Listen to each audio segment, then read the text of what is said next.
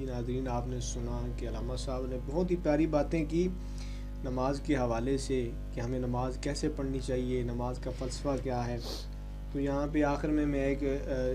علامہ اقبال نے جو شعر کہا ہے، یہ ایک سجدہ جسے تو گراں سمجھتا ہے، ہزار سجدوں سے دیتا ہے آدمی کو نجات۔ تو بہت ہی پیاری گفتگو ہوئی،